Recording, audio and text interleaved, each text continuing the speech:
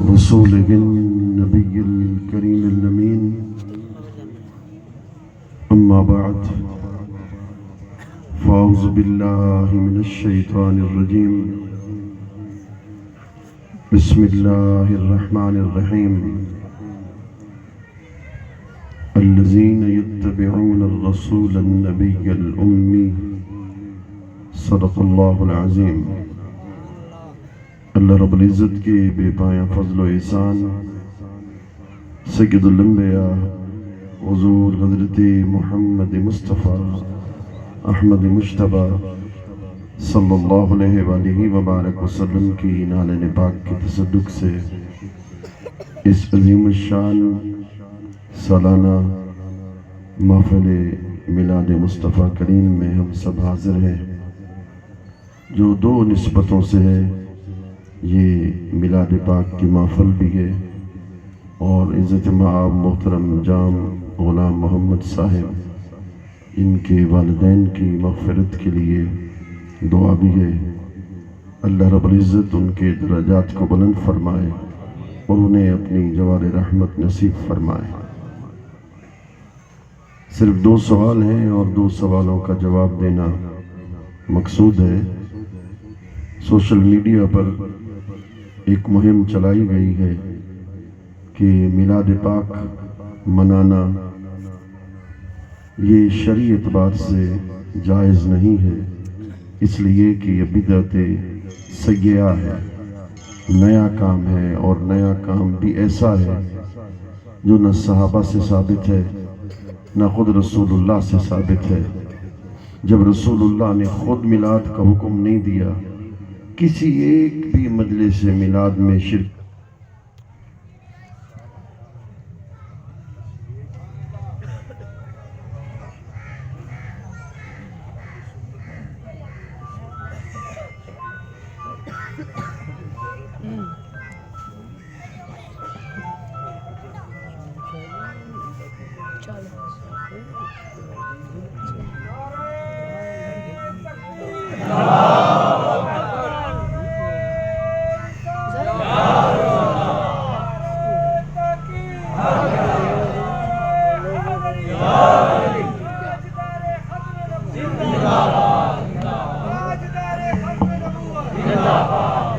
بدعتی لوگ ہیں اور بدعتی لوگوں کے پاس کوئی دلیل نہیں ہوتی۔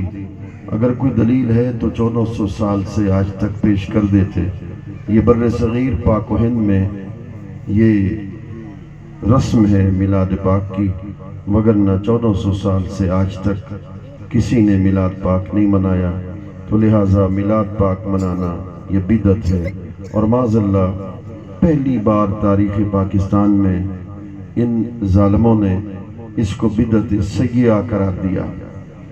تو اس کے کئی جوابات دیے جا سکتے ہیں، کئی قرآن مجید کی آیات پیش کی جا سکتی ہیں، ان کے اپنے بڑوں کے اقوال بھی پیش کیے جا سکتے ہیں، مگر صرف ایک حدیث ہی میں سمجھتا ہوں اس کے لیے کافی رہے گی۔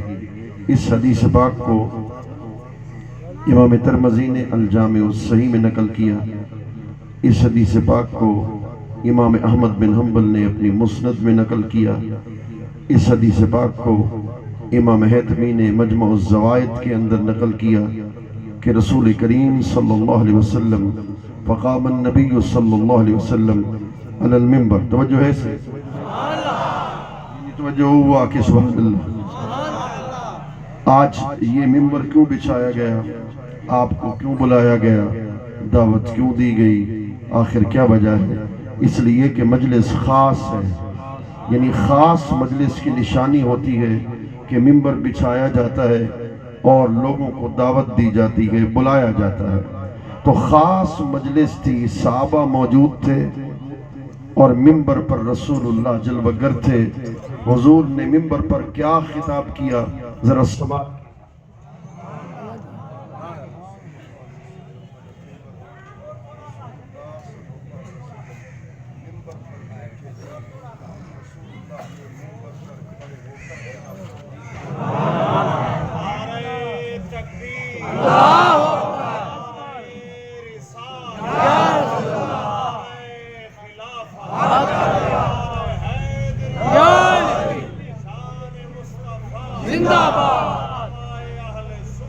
زندہ باد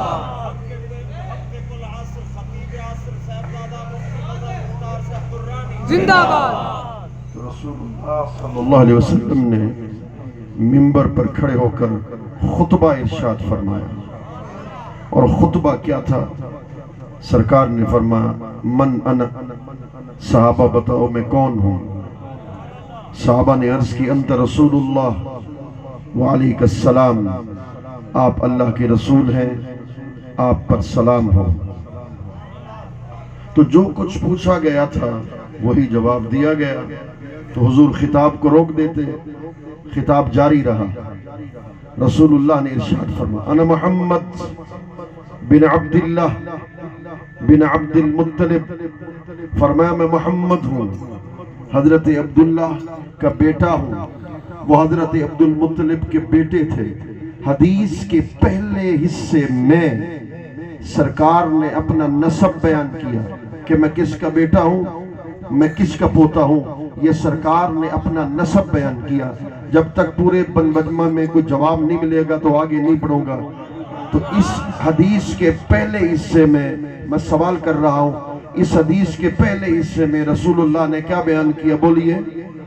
اپنا نسب بیان کیا، اپنا نام، بابا کا نام، رسول اللہ نے دادا کا نام بیان کیا۔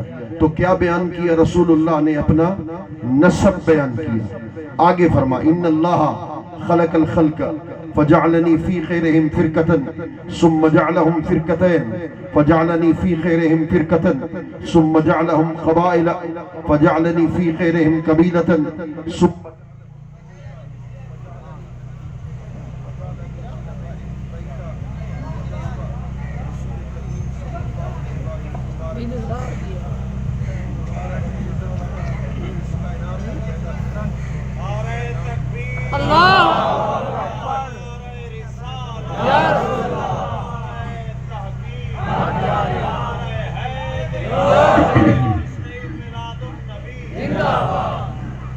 اللہ رب العزت نے اس کائنات کو پیدا کیا، پیدا کرتے ہی کائنات کو دو حصوں میں تقسیم کیا، یعنی ایک کو عرب کا حصہ بنایا، ایک کو عجم کا حصہ بنایا۔ جو دونوں حصوں میں افضل حصہ تھا عرب کا، یعنی عرب کا، سرکار فرماتے اللہ نے اس میں مجھے پیدا کیا۔ توجہ ہے؟ سرکار نے فرمایا اللہ نے اس میں مجھے پیدا کیا۔ آگے سنیے، فرمایا جس حصے میں اللہ نے مجھے پیدا کیا پھر اس کے مختلف قبیلے بنائے۔ جو کائنات میں سب سے اعلیٰ قبیلہ تھا اللہ نے اس میں مجھے پیدا کیا، اور اس قبیلے کے مختلف خاندان بنائے۔ جو کائنات میں شرق سے لے کر، حدیث کا مفہوم بتا رہا ہوں، یعنی شرق سے لے کر غرب تک جو خاندان کے لحاظ سے افضل، اعلیٰ، اشرف خاندان تھا، اللہ نے اس خاندان میں مجھے پیدا کیا۔ حضور نے ارشاد فرمایا لوگوں سن لو، حدیث کا مفہوم ہے، حضور نے ارشاد فرمایا لوگوں سن لو، میں خاندان کے لحاظ سے بھی تم سے افضل ہوں اور نسب کے لحاظ سے بھی تم سے افضل ہوں۔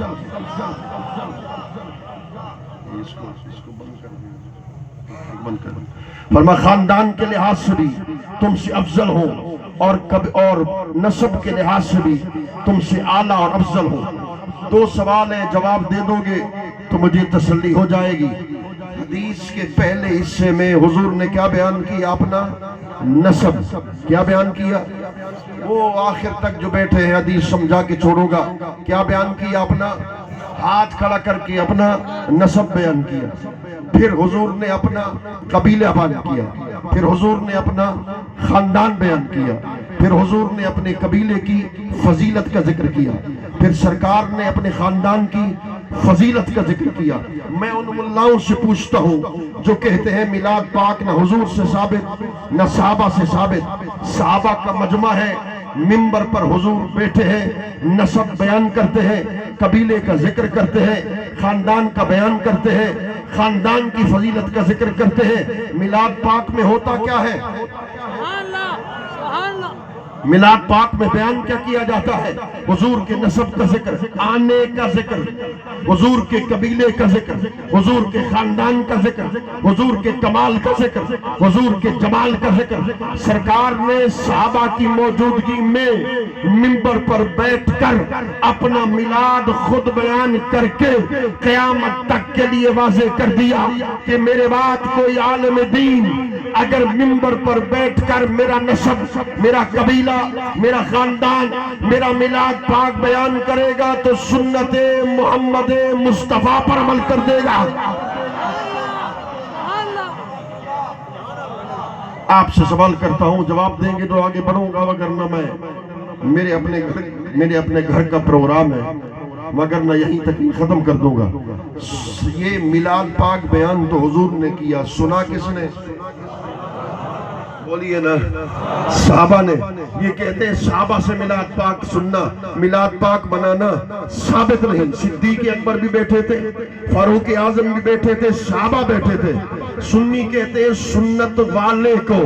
अब जुमला बोल रहा हूं, दिल से सुभान अल्लाह की आवाज आए, पता चला मिलाद पाक बयान करना ये सुन्नत मुस्तफा है। मिलाद पाक सुनना ये सुन्नत सहाबा है। सुन्नी किसको कहते हैं? जो सुन्नत मुस्तफा पर भी अमल करे, सुन्नत सहाबा पर भी अमल कर दे। जिसका दिल ठरे वही कहे सुभान अल्लाह। जी चलो, हदीस तो पढ़ दी है मगर हमारे बड़े नहीं मानते। मैंने कहा तुम्हारे बड़े बड़े हैं, ये हदीस बड़ी,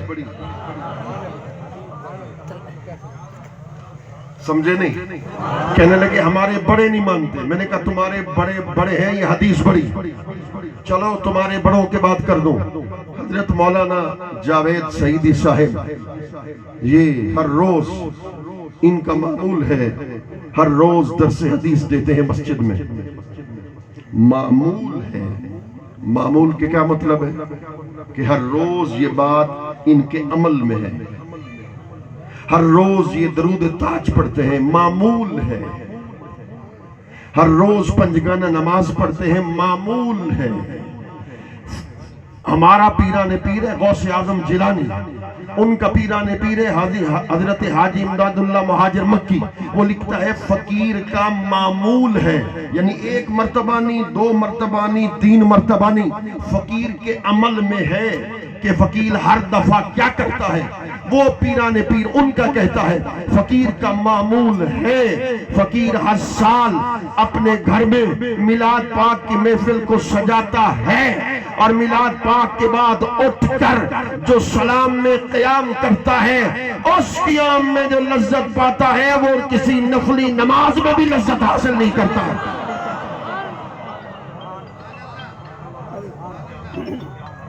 जुमला बोल रहा हूं, जुमला सख्त नहीं है, जुमला बोल रहा हूं, जुमला सख्त नहीं है। जो अपने बड़े का होगा वो बड़े का कौल मानेगा, जो उनका नहीं होगा वो उनका कौल नहीं मानेगा। हमारे इमाम आला हजरत ने कहा मिलाद हक, हम मनाते हैं मिलाद हक। शाह अब्दुल हक ने कहा मिलाद हक, हम मानते हैं मिलाद। जवाब तुम तो दो, हम मानते हैं मिलाद। शाह वलीउल्लाह ने कहा मिलाद हक, हम मानते हैं मिलाद। मौलाना फजल हक खैराबादी ने कहा मिलाद हक, हम मानते हैं मिलाद हक। इमाम कस्तलानी ने कहा मिलाद हक, हम मानते हैं मिलाद हक। अल्लामा बदरुद्दीन ऐनी ने कहा मिलाद हक, हम मानते हैं मिलाद हक। इब्ने जोजी ने 1000 साल पहले ने, आज से नहीं 1000 साल पहले इब्ने जोजी ने कहा मिलाद हक, हम भी मानते हैं मिलाद हक। साहबा ने मिलाद सुनकर फतवा दिया मिलाद हक। मुस्तफा ने मिलाद बयान करके कहा मिलाद हक। मिलाद आज से नहीं, 1400 साल पहले मुस्तफा का मिलाद आज तक मनाया जा रहा है, क़यामत तक मनाया जाता रहेगा।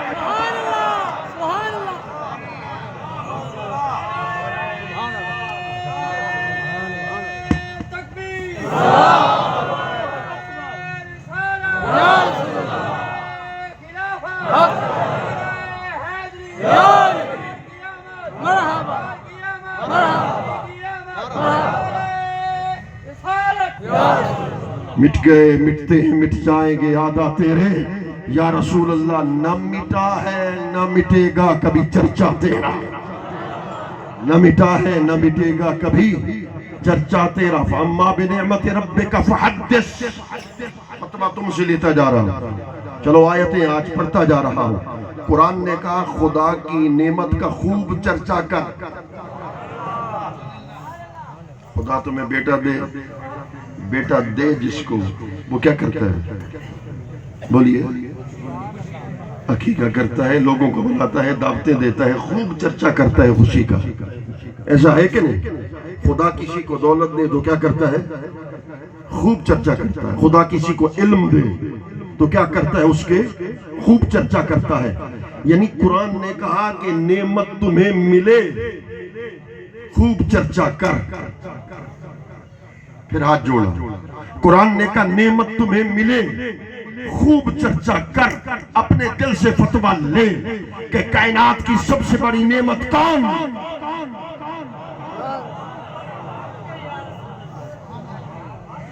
میں تجھ پہ قربان۔ اس نے ایک جملہ بولا، میں تجھ پہ قربان۔ میں نے پوچھا کہ کائنات کی سب سے بڑی نعمت کون؟ اس نے جواب دیا، صدقے یا رسول اللہ میں تجھ پہ قربان، وہ کائنات کی سب سے بڑی نعمت مصطفیٰ ہے۔ بیٹے کے آنے پہ چرچا جائز ہو سکتا ہے جس کی وجہ سے بیٹے ملے۔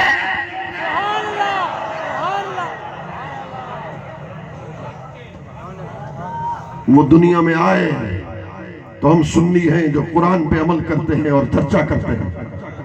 قرآن نے کہا، قرآن نے کہا، اللہ اکبر، قل بفضل اللہ وبرحمتہ فبذالک فلیفرحوا ھو خیر مما یجمعون۔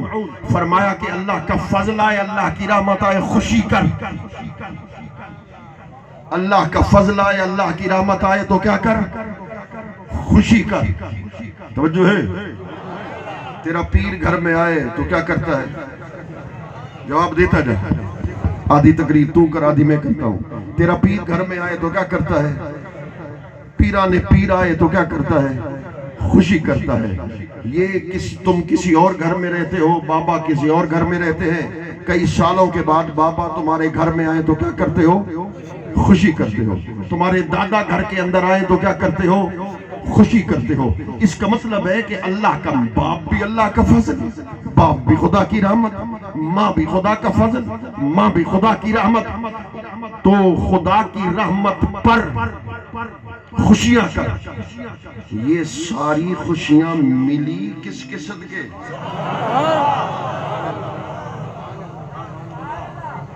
حدیث پڑھ رہا ہوں، دل سے سبحان اللہ کہنا۔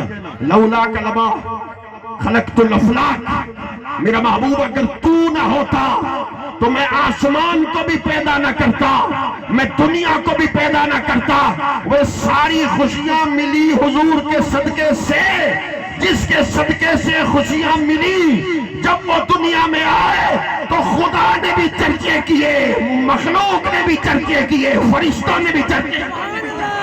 نعرہ تکبیر، نعرہ رسالت، نعرہ تحقیق، نعرہ حیدری، صاحبزادہ والا شان صاحبزادہ مفتی مظہر مختار صاحب درانی۔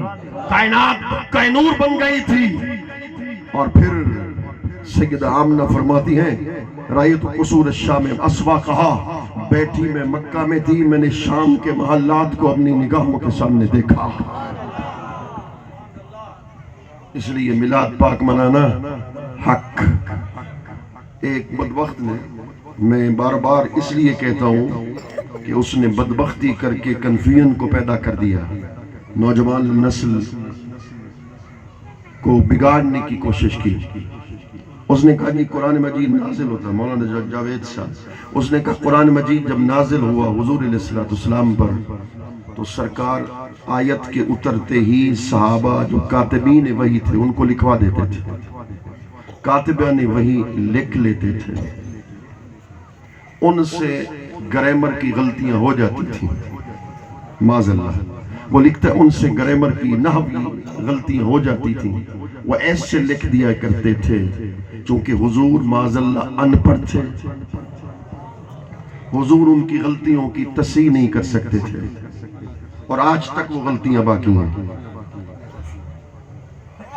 آج تک وہ غلطیاں باقی ہیں۔ یہ ان کے مفتی نے کہا، پھر توبہ بھی کی، رجوع بھی آج تک کر رہا ہے، مگر نہیں، نوجوانوں کے ذہن میں یہ زہر تو گولا نا، اب اس زہر کو جو گولا ہے اس کا جواب دینا تو میرا مسلکی فریضہ بنتا ہے، جو کہتا ہے بنتا ہے کہ سبحان اللہ۔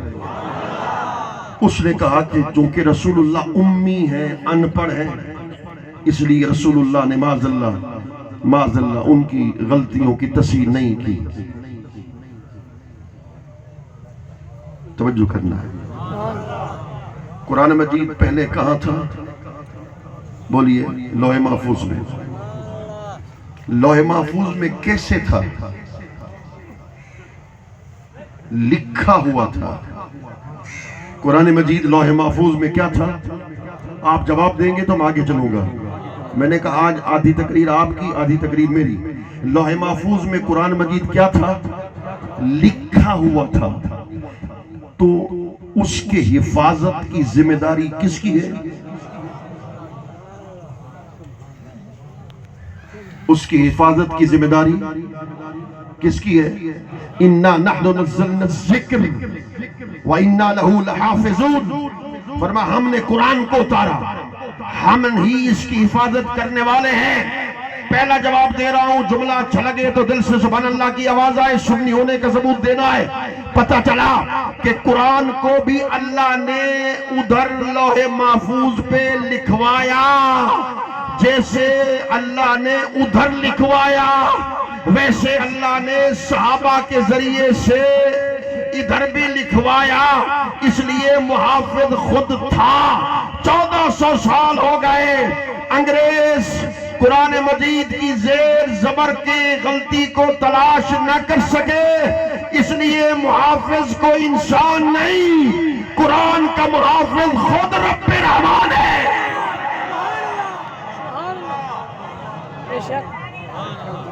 جیسے قرآن لوح محفوظ میں تھا، ایسے قرآن زمین پہ تھا، جیسے قرآن وہاں لکھا ہوا تھا ایسے قرآن یہاں لکھا ہوا تھا۔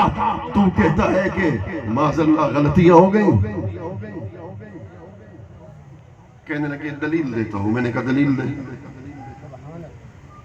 کہتا ہے رسول اللہ امی ہے، ان پڑھ ہے، دلیل یہ ہے۔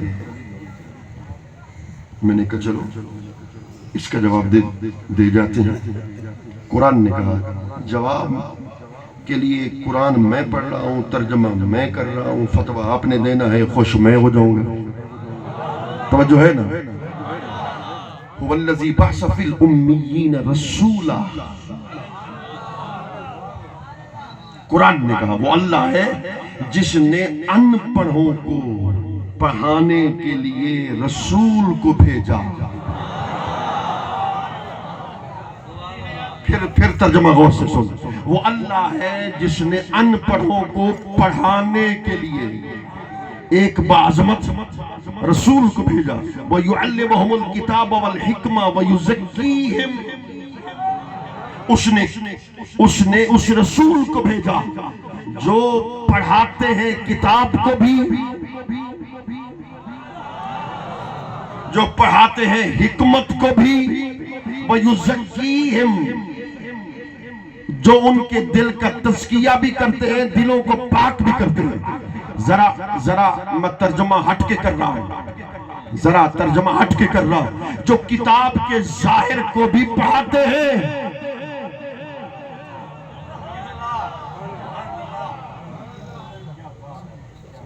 جو کتاب کے ظاہر کو بھی، قرآن کے ظاہر کو بھی پڑھاتے ہیں، قرآن کے باطن کو بھی۔ دیکھیے اس پہ کوڈ لگا ہوا ہے، کوئی بندہ کھول نہیں سکتا۔ کون کھولے گا؟ میں ہی کھول سکتا ہوں، مجھے پتا ہے۔ جب مجھے پتا ہے تو سکرین پہ تصویر آ جائے گی میری، یہ اس کا ظاہر ہے، یہ اس کا کیا ہے؟ ظاہر۔ اس کے اندر نمبر ہیں، اس کے اندر کئی علماء کی تقریریں ہیں، اس کے اندر کئی میلاد پاک کی تصویریں ہیں، یہ اس کا باطن ہے، یہ اس کا ظاہر ہے، یہ اس کا کیا ہے؟ ظاہر، اس کے اندر جو چیزیں ہیں یہ اس کا باطن۔ اب سنو، قرآن نے کہا وَيُعَلِّمُهُمُ الْكِتَابَ وَالْحِكْمَةَ، یعنی وہ قرآن کا ظاہر بھی پڑھاتے ہیں۔ لِكُلِّ آیَةٍ 60,000 فَهْمًا، اللہ پہ غیرت، لِكُلِّ آیَةٍ 60,000 فَهْمًا، قرآن کے 60,000 معنی ہیں، کچھ ظاہر کے معنی ہیں، کچھ باطن کے معنی ہیں۔ تمہارے بڑوں کی غیرت کہاں مر گئی؟ تمہارے بڑے خاموش کیوں ہیں جو مصطفیٰ کو ان پڑھ کہتے ہیں؟ رب کعبہ کی عزت کی قسم، مصطفیٰ کی شان یہ ہے، قرآن کہہ رہا ہے، قرآن کہہ رہا ہے، وہ قرآن کے ظاہر کے بھی عالم، قرآن کے باطن کو بھی جانتے ہیں، قرآن کے ظاہر کو بھی پڑھاتے ہیں، قرآن کے باطن کو بھی پڑھاتے ہیں۔ وہ جو قرآن کے 60,000 معنی کو جانتا ہے اس کو کہتا ہے ان پڑھ ہے۔ نعرہ تکبیر، نعرہ رسالت، عظمت مصطفیٰ، عظمت مصطفیٰ، مقام مصطفیٰ۔ صاحبزادہ مفتی مظہر مختار صاحب درانی، علماء اہل سنت۔ بڑی بڑی توجہ کے ساتھ، گوشت کھانا حلال ہے، بکرے کا گوشت کھانا حلال ہے اور سور کا حرام ہے۔ کس سے پتہ چلا؟ قرآن سے۔ قرآن کس نے سکھایا؟ بولیے، رسول اللہ نے ہمیں قرآن سکھایا ہے۔ یہ نماز التحیات کیسے پڑھتے ہیں، فاتحہ کیسے پڑھتے ہیں، سورت کہاں پڑھتے ہیں، سبحان رب العظیم کہاں پڑھتے ہیں، سبحان رب العالی پڑھ کہاں پڑھتے ہیں، تو ثابت کر قرآن سے۔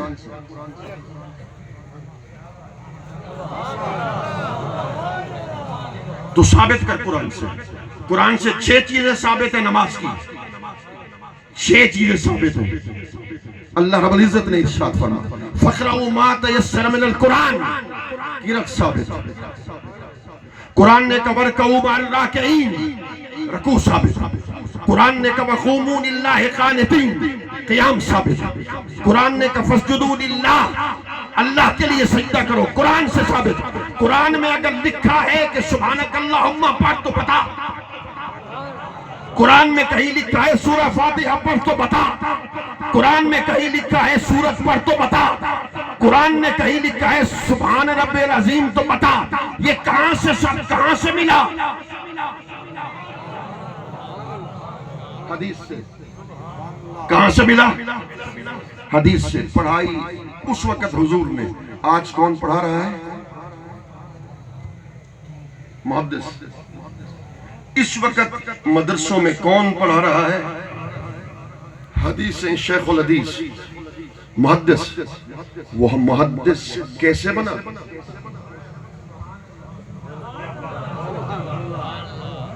نہیں سمجھ آئی؟ وہ شیخ الحدیث کیسے بنا؟ حدیث کی وجہ سے بنا۔ وہ جس کی وجہ سے، میں جملہ بڑا زندگی میں پہلی بار بول رہا ہوں، دل کو اچھا لگے تو دونوں ہاتھ اٹھا کر سبحان اللہ۔ جب سے اس نے کہا نا حضور ان پڑھے میرے خون کھول رہا ہے، رب کعبہ کی قسم، وہ جس کی وجہ سے محدث بنے، جس کی وجہ سے شیخ الحدیث بنے، جس کی وجہ سے صحابہ بنے، جس کی وجہ سے مجتہد بنے، جس کی وجہ سے مجدد بنے، جس کی وجہ سے حجت اللہ بنے، جس کی وجہ سے آیت من آیات اللہ بنے، جس کی وجہ سے عالم بنے، جس کی وجہ سے متقی بنے، جس کی وجہ سے سائنسدان بنے، اس کو کہتا ہے ان پڑھ۔ رب کعبہ کی قسم، ساری کائنات کا علم سینہ مصطفیٰ کے اندر ہے۔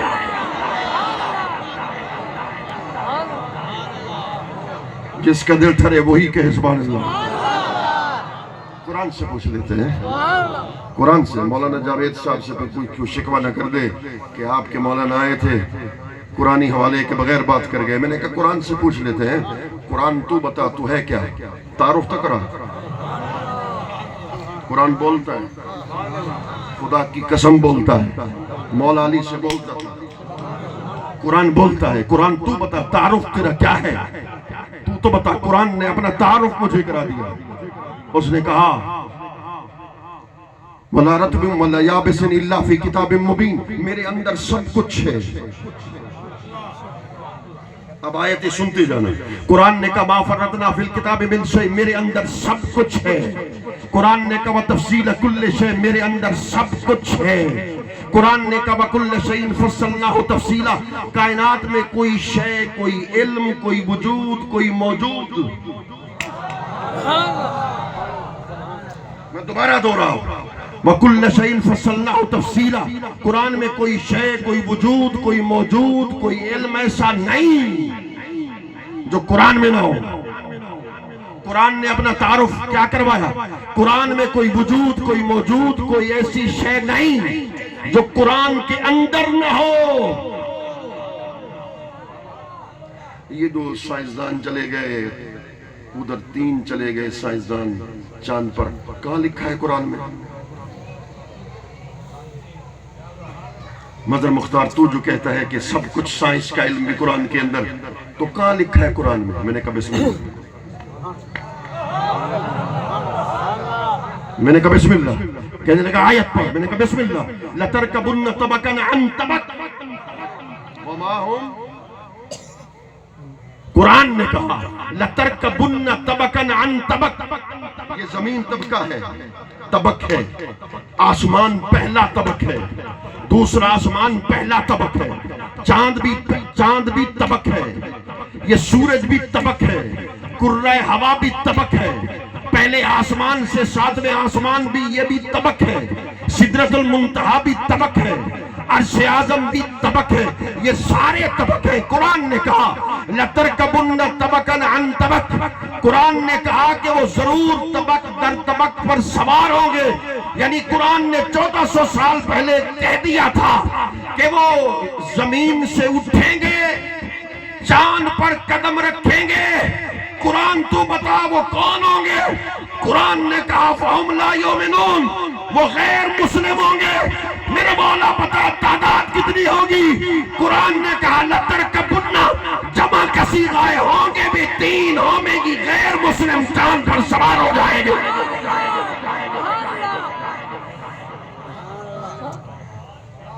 سارا ذکر قرآن میں، کائنات کا سارا ذکر کس کے اندر ہے؟ قرآن کے اندر ہے۔ مگر نہ وقت نہیں، میں ایک بڑھیا تھی، کسی زمانے میں بزرگ تھیں، وہ ہر سوال کا جواب قرآن سے دیتی تھی۔ کوئی ان سے پوچھے نہ پیسے تو دے دو، جواب قرآن سے، ان سے کوئی پوچھے پانی دے دو، جواب قرآن سے، وہ میں آپ کو سناتا، مگر نہ وقت نہیں، فکر اتنی بات کر رہا ہوں کہ ساری کائنات کا ذکر قرآن میں۔ قرآن پھر تجھ سے سوال کرتا ہے مظہر مختار، جب سارا کچھ تیرے اندر ہے، آپ کی توجہ بڑھ جائے گی تو میری توجہ بھی بڑھ جائے گی۔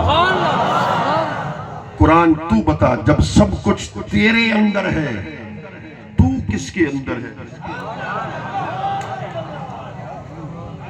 سب کچھ تیرے اندر ہے، تو کس کے اندر ہے؟ قرآن نے کہا، قرآن نے جواب دیا وَنَزَّلْنَا عَلَيْكَ الْكِتَابَ تِبْيَانًا لِكُلِّ شَيْءٍ، مولانا جاوید صاحب آپ کے لیے ادھر کہا وَكُلَّ شَيْءٍ فَصَّلْنَاهُ تَفْصِيلًا، كُلَّ شَيْءٍ، كُلَّ شَيْءٍ، كُلَّ شَيْءٍ، ادھر کہا وَنَزَّلْنَا عَلَيْكَ الْكِتَابَ تِبْيَانًا لِكُلِّ شَيْءٍ، كُلِّ شَيْءٍ، كُلِّ شَيْءٍ، ہر شے قرآن میں ہے، ہر شے مصطفیٰ کے سینے میں ہے۔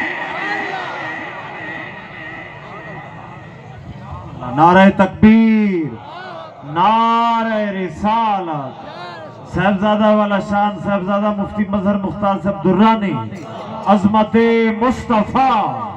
حضور کھڑے ہیں، میرے کریم آقا نے فرمایا تم نے کسی آواز کو سنا؟ حدیث کا مفہوم پیش کر دو۔ عرض کی آقا ہم نے آواز کو سنا نہیں سنا؟ فرمایا ایک پتھر اوپر سے اترا، وہ جہنم کے نیچے طبقے میں گرا، تم نے سنا؟ جی ہم نے نہیں سنا۔ حضور نے فرمایا میں نے سنا۔ حضور کھڑے ہوئے ہیں، فرماتے انی لانظر الی حوضی الان، جنت آسمانوں کے اوپر، میرے خیال میں تم بھی تھک گئے ہو تو میں بھی تھک گیا، جنت ہے آسمان کے اوپر، توجہ کیجئے، جنت ہے آسمان کے اوپر، جنت کا حصہ ہے حوض کوثر۔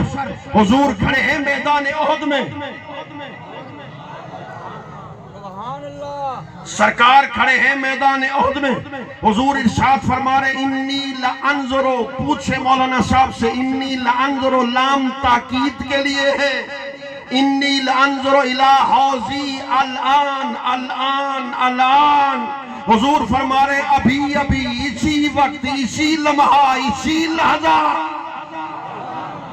حوض کوثر کو میں اسی جگہ کھڑے ہو کے حوض کوثر دیکھ رہا ہوں۔ اے ملا تو کہتا ہے حضور کو دیوار کے پار کی خبر نہیں، سرکار تو جواب دے رہے ہیں کہ میدان احد میں کھڑے ہو کے ساتوں آسمانوں کے پار جنت میں حوض کوثر کو نگاہ نبوت کے سامنے۔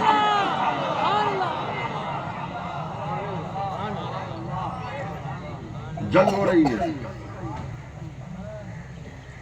آج مجھے بھی لطف آ رہا ہے تو تمہیں بھی کوئی لطف آئے گا۔ تم نے تھکاوٹوں کو دور کر دیا، ذرا اگر تمہاری تھکاوٹ دور ہے تو کہو سبحان اللہ۔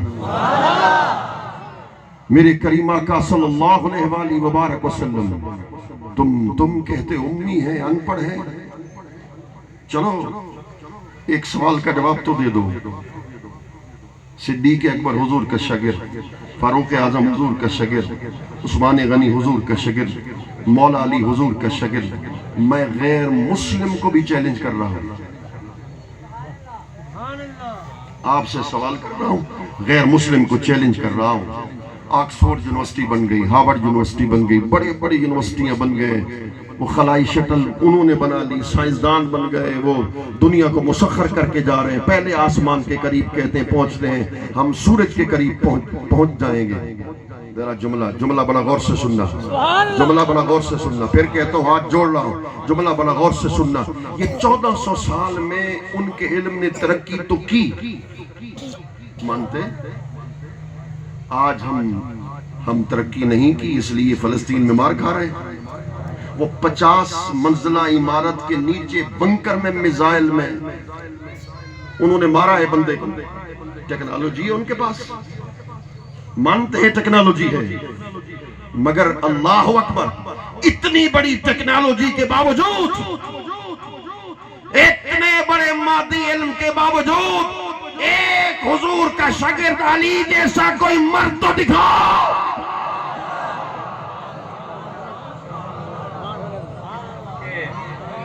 جب جملہ میں بولوں دل سے سبحان اللہ کی آواز آئے، خدا کی قسم علی جیسا تم کوئی مرد عالم نہیں دکھا سکتے، نہ قیامت تک دکھا سکتے ہو۔ یہ تو مصطفیٰ کے شاگرد کا عالم یہ ہے، تو مصطفیٰ کے علم کا پھر عالم کیا ہوگا؟ تکبیر، اللہ اکبر، یا رسول اللہ،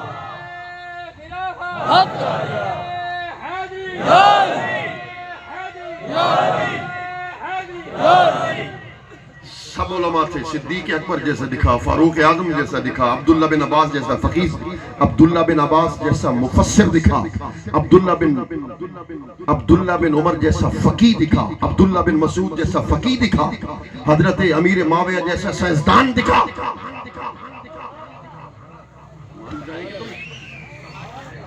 مان لے کے تمہیں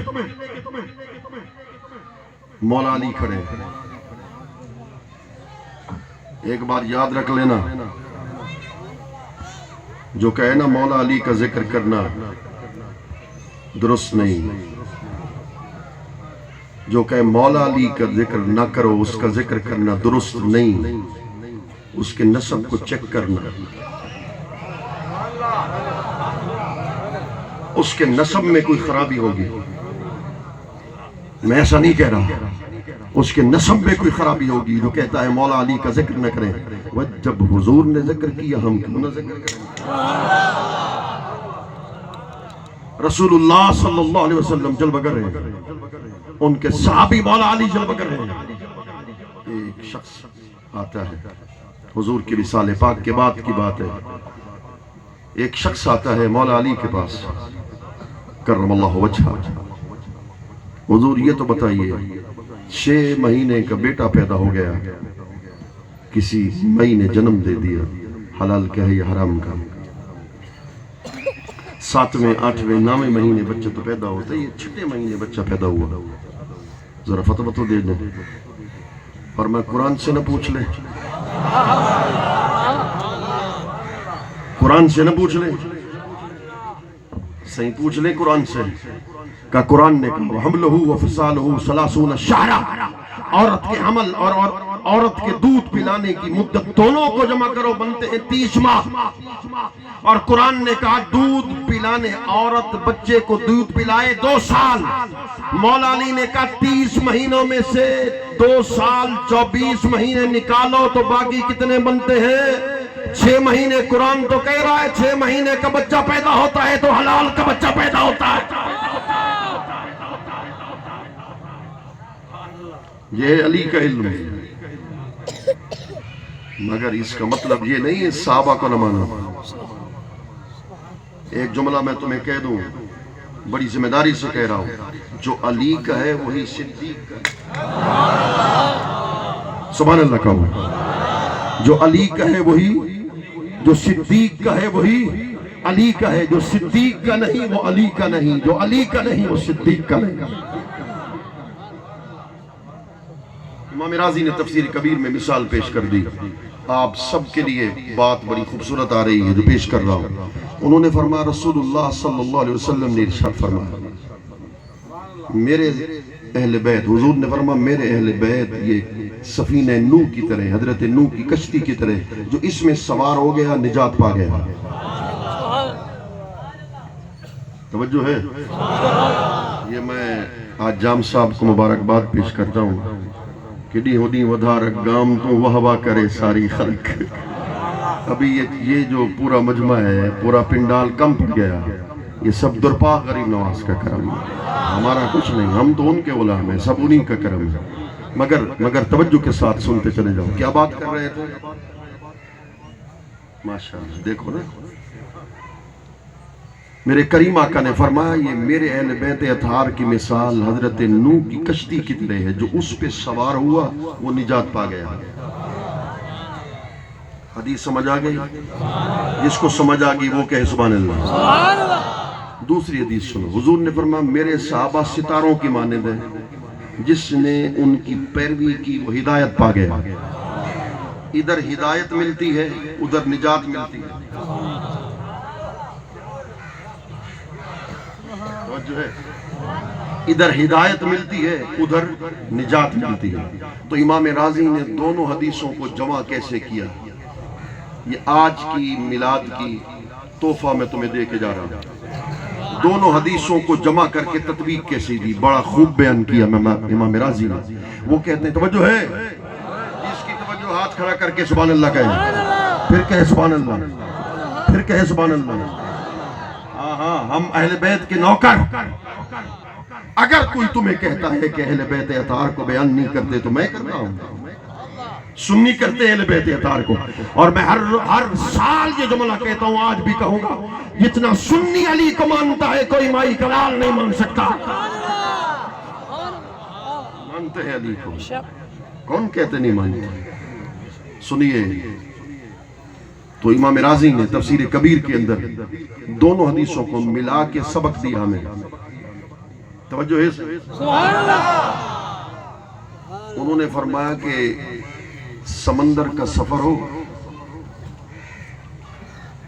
کشتی پر تم بیٹھے ہو، کشتی میں عیب ہے، منزل پر پہنچ، میں نے کہا آدھی تقریر تم نے کرنی، منزل پر پہنچ، منزل پر وہی پہنچے گا جو کشتی بے عیب ہو۔ حضور نے کیا کہا، کیا فرمایا؟ میرے اہل بیت حضرت نوح کی کشتی کی طرح، پتہ چلا کہ اہل بیت ہر عیب سے بھی پاک ہے اور نقص سے بھی پاک ہے، وہ معصوم نہیں، محفوظ ہے۔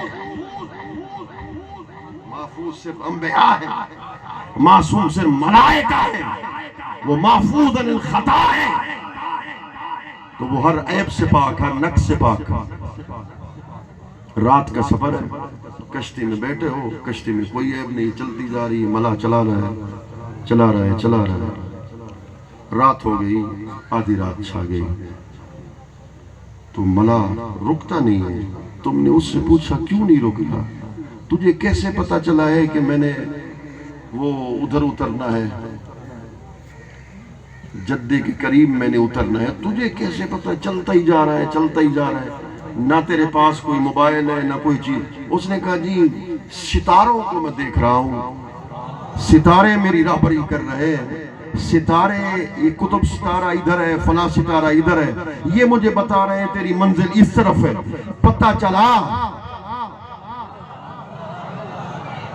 میں آپ پر قربان کے میرے بیان کرنے سے پہلے سمجھ گئے، پتہ چلا کہ منزل تک پہنچنے کے لیے بے عیب کشتی کی ضرورت ہوتی ہے، منزل پر پہنچنے کے لیے ستاروں کی ضرورت ہوتی ہے۔ رسول اللہ پہ قربان جاؤ، ستارے صحابہ بنا دیے، کشتی اہل بیت اطہار کو بنا دیا۔ نعرہ تکبیر، نعرہ رسالت، نعرہ رسالت، شان اہل بیت، شان صحابہ، صاحبزادہ مفتی مظہر مختار صاحب درانی۔ بس آخری جملے ہیں۔ امی نبی کہتے ہیں جو پوری کائنات کی غیب کی خبریں جاننے والا۔ یہ جاوید صاحب کہہ دیں، مولانا جاوید صاحب کہہ دیں کہ مظہر مختار عالم ہے، پھر ساتھ ہی کہہ دیں ان پڑھ ہے، آپ مان لیں؟ کیوں کہ ادھر عالم کہہ رہے ہو، ادھر کیا کہہ رہے ہو؟ ان پڑھ کہہ رہے ہو۔ ادھر قرآن کہہ رہے ہیں نبی سب سے بڑا عالم۔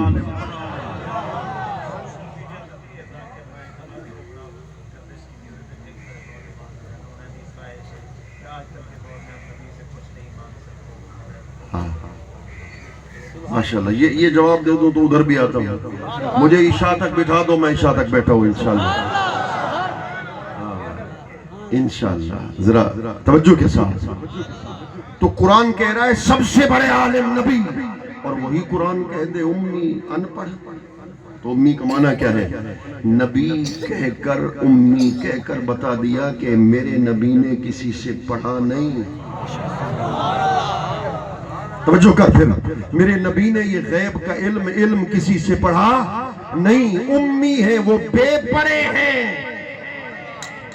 ان پڑھ ہونا اور بات ہے، بے پڑھا ہونا اور بات ہے، کسی سے پڑھے نہیں ہے۔ الرحمن علم القرآن، میں نے ساری کائنات کا علم قرآن میں رکھا، پڑھایا بھی میں نے خود اپنے یار کو۔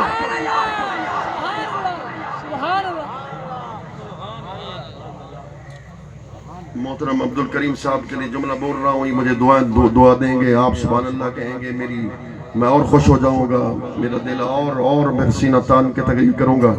پتہ یہ چلا کہ پوری کائنات کا استاد حضور، پوری کائنات کے معلم مصطفیٰ، اور مصطفیٰ کا معلم خود خدا۔ ڈاکٹر ذاکر نائک تقابل ادیان پہ بڑی عبور بحث کرتا ہے، کئی لاکھ غیر مسلم کو مسلمان، یہ جھوٹ، سب سے پہلا جھوٹ یہ ہے کہ کئی لاکھ غیر مسلموں کو اس نے مسلمان کر دیا۔ اس نے تو چلو کئی ہزار لوگوں کو، بقول اس کے جو وہ خود کہتا ہے میں نے کئی ہزار لوگوں کو مسلمان کیا، اس کی بات کو مان بھی لیں تو اس نے بڑے دلائل دیے، گفتگو کی دلائل دے کر مسلمان کیا نا۔ میرے خواجہ غریب نواز ایک نگاہ اٹھاتے تھے 90 لاکھ ہندو مسلمان ہو جایا کرتے تھے۔ کہتا ہے جی ذاکر نائک کو تقابل ادیان پر بڑا عبور ہے۔ ایک تو عالم نہیں، میڈیکل کا ڈاکٹر ہے، پی ایچ ڈی ڈاکٹر نہیں، اسلامک تعلیم اس نے پڑھی نہیں، اور وہ یہ دعوے یہ کرتا ہے کہ آج کی تاریخ تک رسول اللہ نہیں رہے۔ دعویٰ یہ کرتا ہے کہ تم جو کہتے ہو کہ حضور سے مدد مانگے، وہ زندہ ہوتے معاذ اللہ، اس کے کہنے کا مطلب یہ زندہ ہوتے تو مدد کرتے، آج کی تاریخ تک حضور نہیں ہے۔ ایک جملہ اپنے جذبات کا، ایک جملہ تحقیق کا، بات ختم۔ میں کہتا ہوں، تم کہتے حضور ختم ہو گئے، تیرے باپ دادا ختم ہو گئے، تیرے پردادا ختم ہو گئے، وہ تیرا پورا نسب ختم ہو گیا۔ تو زندہ ہے واللہ، تو زندہ ہے واللہ، میری چشم عالم سے چھپ جانے والے، چمک تجھ سے پاتے ہیں سب پانے والے، میرا دل بھی چمکا دے چمکانے والے۔ یہ جی شعر پڑھتے ہیں، قرآن تو بڑا نہیں۔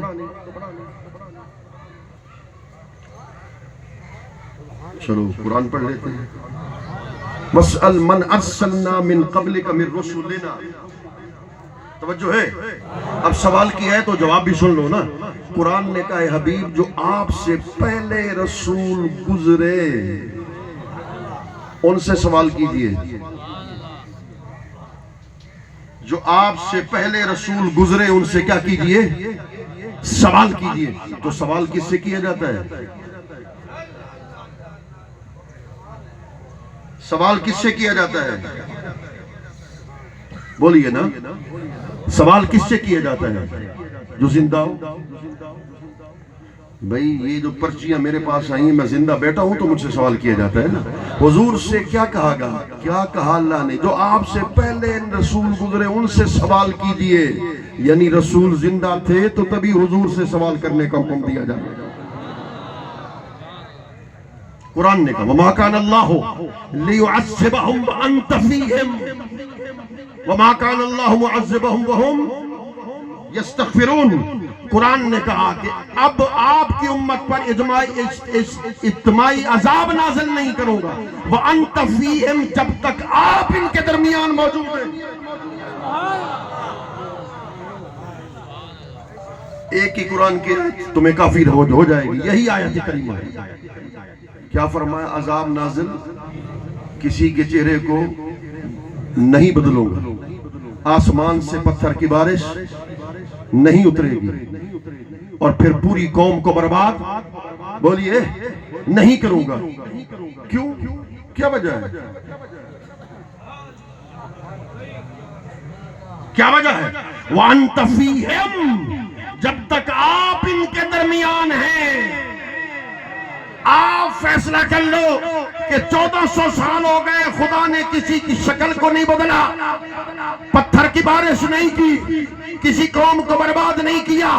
انت فیہم بتا رہا ہے مصطفیٰ کل بھی زندہ تھے، مصطفیٰ آج بھی زندہ ہے، مصطفیٰ قیامت تک زندہ ہے۔ حدیث حدیث صحیح سند میرے کریم آقا نے فرمایا ان اللہ حرم علی الارض ان تاکل اجساد الانبیاء فنبی اللہ حی یرزق۔ حضور نے فرمایا اللہ نے زمین کی مٹی کو حرام قرار دے دیا۔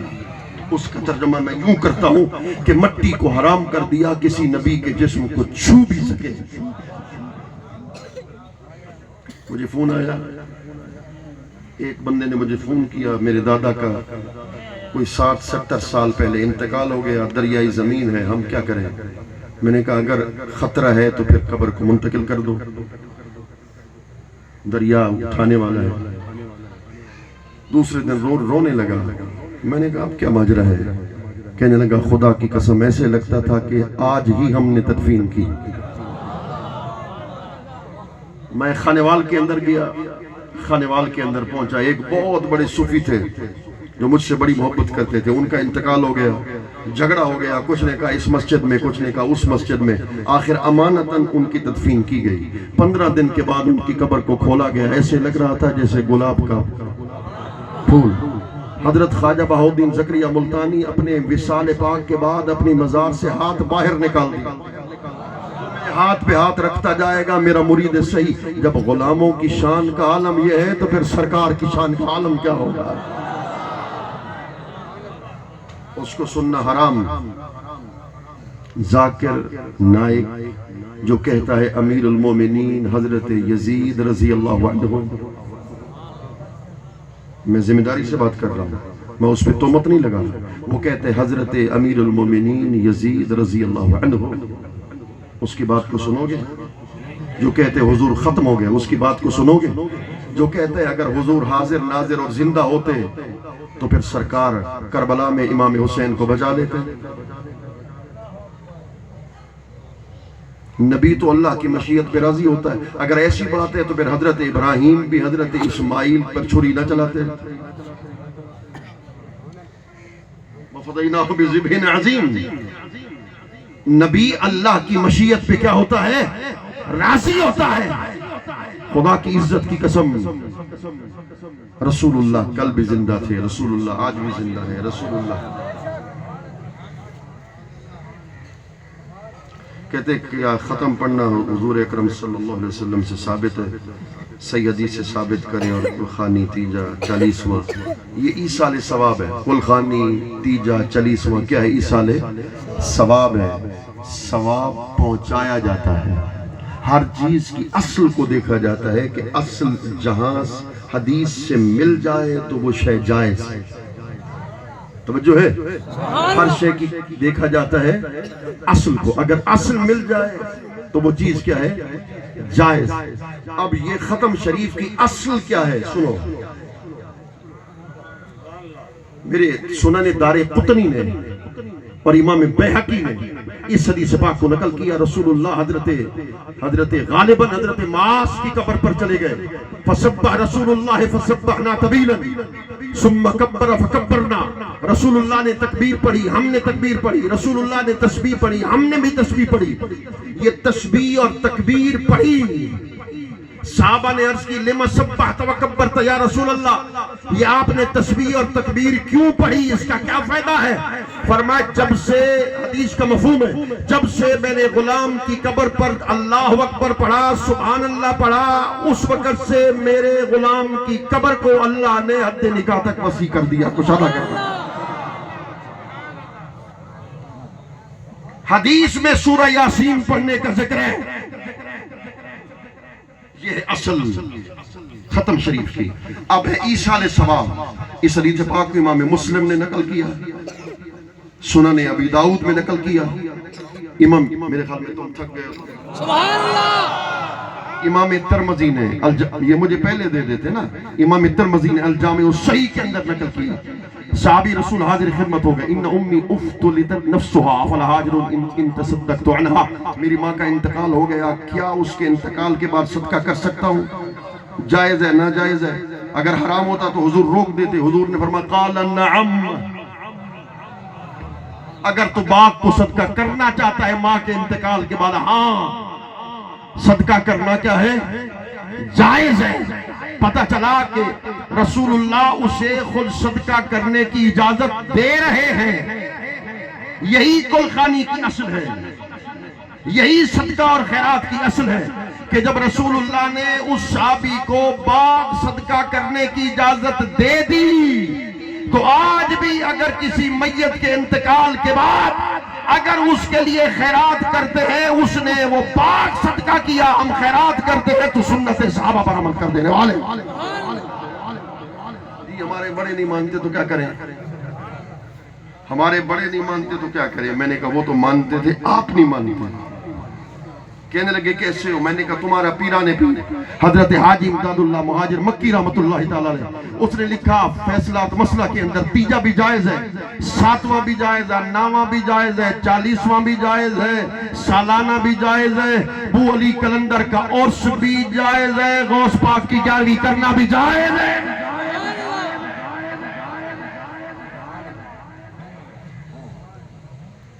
کہتے ہیں رسول اللہ کی ولادت 12 کو ہوئی، وفات 12 کو ہوئی. کہ حضور کی وفات کے بعد حضرت سیدنا صدیق اکبر نے میلاد منایا تھا. اب میں کیا کروں؟ میں تو حدیث پڑھ چکا ہوں. حدیث شاید وہ اس وقت نہیں ہوں گے جنہوں نے سوال کیا. میں تو حدیث پڑھ چکا ہوں. اس حدیث پاک کو الجامع الصحیح میں امام ترمذی نے نقل کیا، جو میں نے رسول اللہ کے نسب والی میلاد والی حدیث بیان کی. پھر انہوں نے کہا کہ ولادت 12 کو ہے، وفات بھی 12 کو ہے. میرے پاس 1400 سال کا کیلنڈر ہے، جو دیکھنا چاہے آئے میرے پاس دیکھ لے. ولادت کا جو دن ہے وہ پیر کا دن بنتا ہے. کون سا دن بنتا ہے؟ پیر کا دن. اور وفات کا دن، وصال کا وقت پیر کا دن نہیں بنتا. کہتے نہیں 9 کو ولادت ہوئی، 9 کو ولادت ہوئی. ایک تو میں نے دعویٰ کر دیا، دوسرا کر رہا ہوں. کہتے 9 کو ولادت ہوئی. میں نے کہا چلو 9 کو میلاد منا لو. میرے خیال میں تھک گئے ہو تم. میں نے کہا چلو 9 کو میلاد منا لو، مناؤ تو صحیح. اگر 9 کو کہتے 9 کو ملا لو، ہم 12 کو منائیں گے، تم 9 کو ملاؤ، پتہ تو چلے کہ حضور کا میلاد پاک منانے والے موجود ہیں. دوسرا کہنے لگے پاک پتن میں جو بہشتی دروازہ ہے، کیا یہ حضور اکرم کے زمانے میں تھا؟ رسول اللہ صلی اللہ علیہ وسلم نے، کیا صحابہ کرام نے اس میں گزرے تھے؟ جتنا بھی گناہگار ہو اس میں گزرنے سے جنتی ہو جائے گا. حدیث سے صحیح سے ثابت کریں. یہ بہت بڑا سوال ہے جو ہم چشتیوں سے کیا جاتا ہے کہ یہ جو بہشتی دروازہ ہے اس میں سے جو گزرے گا، آیا وہ بہشتی ہے؟ سارے اس کے گناہ معاف ہو گئے؟ کیا واقعی بہشتی بن جاتا ہے؟ پھر تو گناہ بھی کرتا رہے، ہر سال گزرتا رہے تو بہشتی ہے. سوال ایسے کیا جاتا ہے. دیکھیے امام بخاری جیسے اپنے وقت میں امیر المومنین فی الحدیث تھا، میری بات یاد رکھنا، جیسے امام بخاری اپنے وقت میں امیر المومنین فی الحدیث تھا، ایسے حضرت خواجہ نظام الدین محبوب اولیاء اپنے زمانے میں امیر المومنین فی الحدیث. اتنا بڑا محدث، اتنا بڑا ولی حضرت محبوب الہی، وہ کہتے ہیں حضور بابا فرید الدین گنج شکر غریب نواز کی مزار کو بنایا گیا. اسی جگہ میں کھڑا ہوا تھا، میں نے جیتے جاگتے رسول اللہ کو دیکھا، خلفائے راشدین کو دیکھا. حضور نے فرمایا جو اس دروازے سے گزر گیا وہ نجات پا گیا.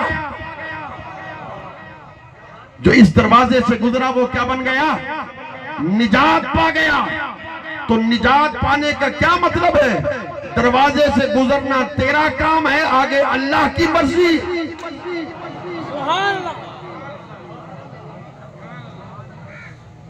ایک بات.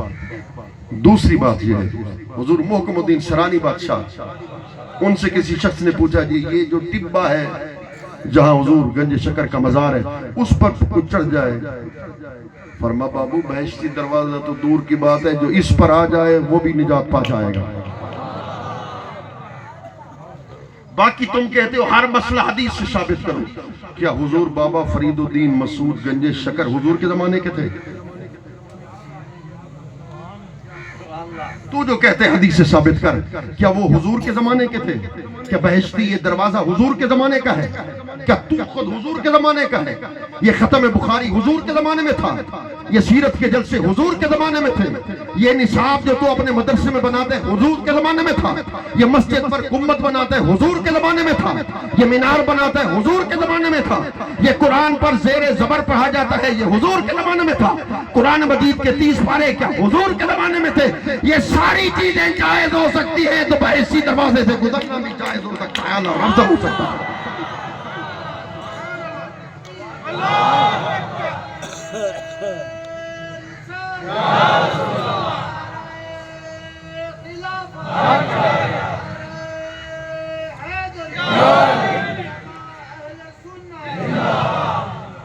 حضور درپاک غریب نواز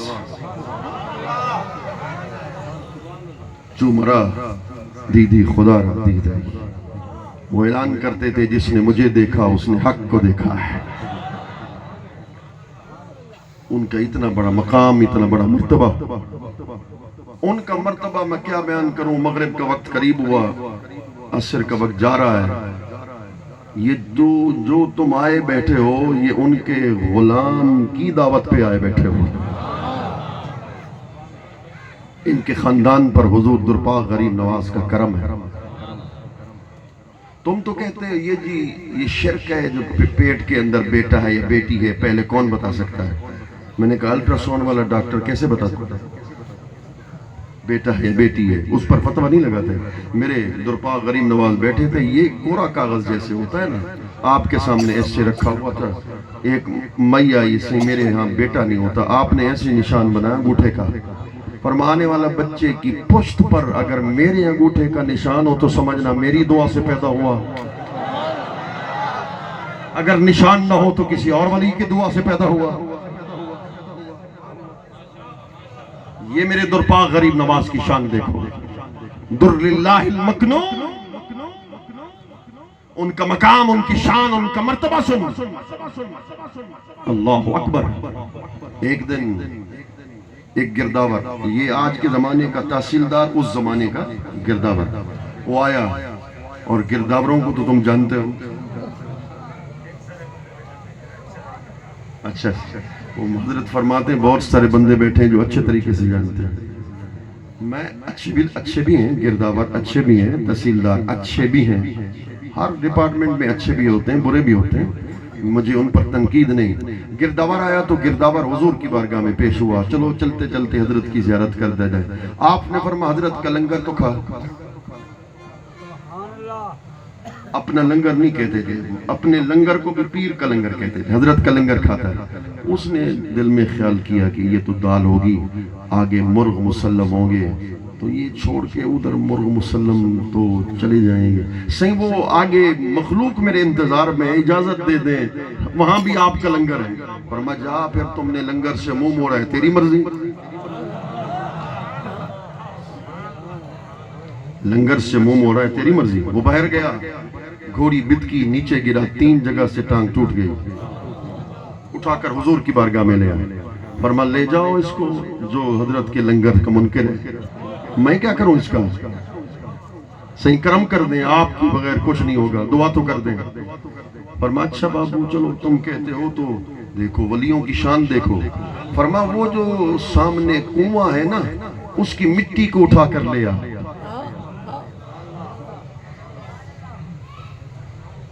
اس کی مٹی کو اٹھا کر لے آ۔ جب مٹی کو اٹھا کر لے کے آیا گیا تو فرمایا یہ 3 جگہ سے ٹوٹی ہے نا، جہاں سے ٹوٹی ہے وہاں میرے آستانے کے کنویں کی مٹی لگا، یہ اس کا رومال اتار، اس پر باندھ دے، اس کو کہہ سو جا۔ اب جس کی ٹانگ ٹوٹی ہو کبھی سو سکتا ہے؟ 80 تک وہ چین کی نیند سویا۔ فرمایا جملہ میں بول رہا ہوں، آخری جملہ ہے، دل سے سبحان اللہ تم نے کہنا ہے۔ فرمایا اگر یہ 80 کی نماز کے بعد اپنی اسی ٹانگ پہ چل کر میرے پاس آئے تو درپاک کی دعا سے آئے،